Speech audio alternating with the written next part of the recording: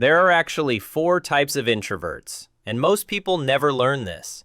Each one is surprisingly different, and once you understand which one you are, a lot about yourself starts to make sense. A psychologist named Jonathan Cheek studied hundreds of people and discovered that introversion isn't one single thing. It's a spectrum with four distinct types. Here's something important. Introversion isn't about being shy or hating people. It's about how your brain processes the world. Introverts' brains are actually wired differently. They're more sensitive to dopamine, the chemical that makes social interaction feel rewarding. So while extroverts need a lot of stimulation to feel good, introverts reach their limit much faster. It's not a weakness, it's just biology. Now let's get into the four types. 1. The social introvert. Now this might sound like a contradiction. Social introvert? This is how it works. You actually like people. You're not scared of them. You might even be really fun at parties for about 2 hours. But then, something happens. It's like there's an invisible timer running in your head, and when it hits 0, you need to leave. Not because anything went wrong, not because you're not having fun, you just hit your limit. You know that feeling when you're at a gathering and suddenly you find yourself calculating the earliest acceptable time to leave? Or when plans get canceled and instead of disappointment, you feel this wave of relief wash over you. That's social introversion. Maybe you've done the silent goodbye, slipping out of a party without saying bye to anyone because the idea of doing another round of small talk feels exhausting. Or you've hidden in the bathroom for 5 minutes just to get a break. Not because anything was wrong, you just needed a moment alone. Here's what's actually happening in your brain. You're processing more information per second than extroverts do. Every conversation, every facial expression, every bit of social data, your brain is working overtime to take it all in. Introverts' neural pathways are actually longer, meaning information travels through more areas of your brain before you respond. No wonder you get tired. You probably have a small circle of close friends, and with those people, you could talk for hours. But surface-level small talk with strangers? That drains you fast. You'd rather have one real conversation than 10 shallow ones. And texting instead of calling? That's not you being antisocial. That's you choosing the form of communication that doesn't drain your energy as fast. Your strength? You're incredibly selective about your relationships. And because of that, the friendships you do build tend to be deep, loyal, and meaningful. Quality over quantity, that's your superpower. 2. The thinking introvert. This one has nothing to do with being shy or avoiding people. Thinking introverts live in their heads. You might be sitting in a meeting, at dinner, or in the middle of a conversation, and suddenly you realize you've completely drifted off into your own thoughts. Not because you're bored, your mind just wandered somewhere interesting. Someone's telling a story and you're nodding along, but inside you're designing your dream apartment, solving a problem from work, or imagining how you'd survive a zombie apocalypse. Do you find yourself daydreaming regularly? Creating scenarios in your head? Replaying conversations or imagining future ones? Maybe you finish watching a movie and you need time just to process what you saw and how it made you feel. Here's the fascinating part. Research shows that daydreaming actually takes up 30 to 50% of our waking hours. But for thinking introverts, that inner world isn't empty time. It's where your best ideas come from. Your brain has something called the default mode network.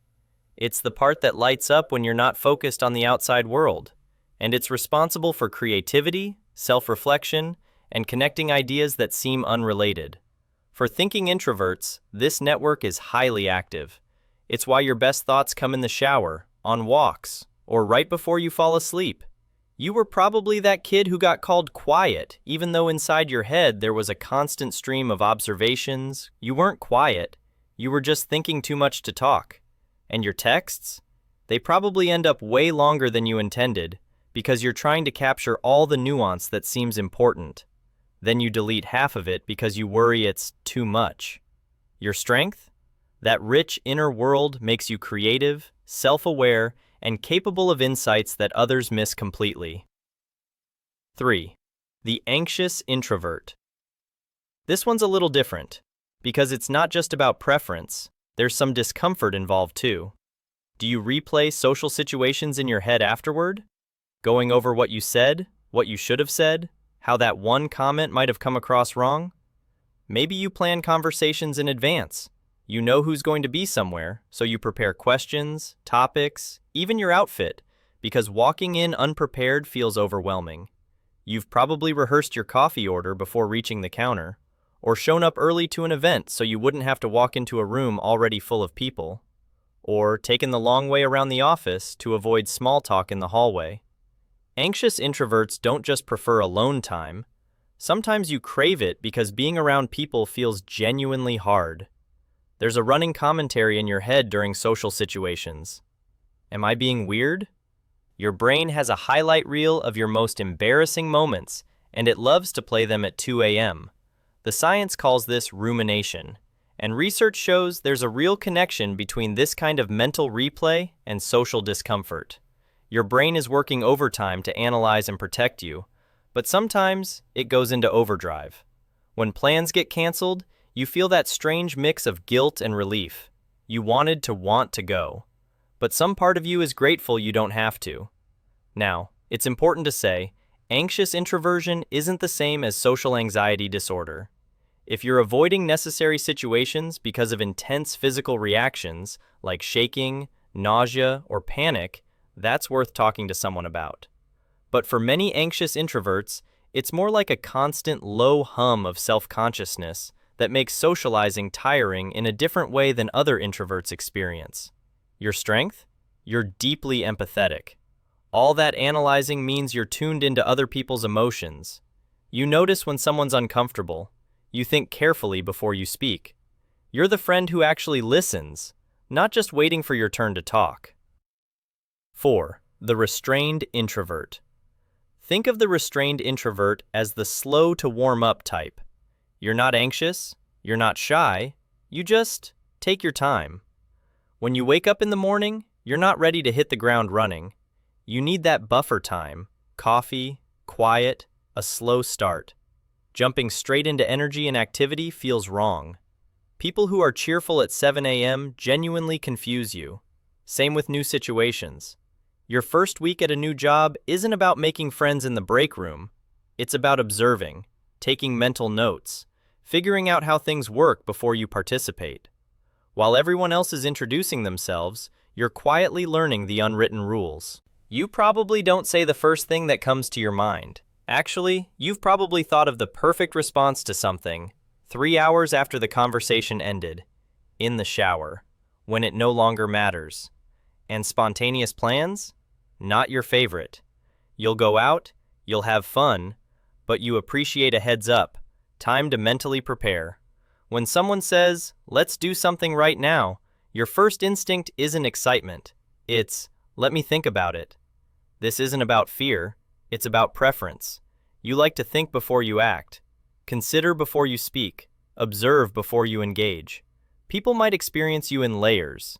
At first, you seem reserved, maybe even distant. But once someone earns your trust, they discover you're warm, thoughtful, and deeply engaged.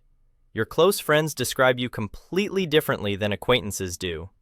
Your strength? When you do speak up, people listen, because you've actually thought it through. Restrained introverts often become the steady, reliable presence in any group, the one who doesn't react impulsively, who stays calm, who notices what everyone else missed. So, which one are you? Here's the thing most videos won't tell you. You're probably not just one type. Most introverts are a blend. Maybe you're a social introvert with some anxious tendencies, or a thinking introvert who's also restrained. The research actually shows these types overlap in different combinations for different people. And here's something else. Which type shows up can depend on the situation. At work, you might be restrained and careful. With your closest friends, your social side comes out. When you're alone, the thinking introvert takes over. You're not being fake, you're just complex. These types aren't boxes to trap yourself in. They're tools to understand yourself better. To finally have words for things you've always felt but couldn't explain. Because here's what matters. There's nothing wrong with the way you're wired. These aren't flaws to fix. They're features that make you who you are. Society tends to reward the loudest voice in the room, but some of the most creative, thoughtful, and loyal people are the ones who've been told their whole lives to come out of their shell. Maybe you don't need to come out. Maybe your shell is exactly where your best self lives. So which type did you relate to most? Or which blend? Drop it in the comments. And if you found yourself nodding along to this video, consider subscribing. We make content specifically for introverts who are tired of being told to just put themselves out there more. Thanks for watching.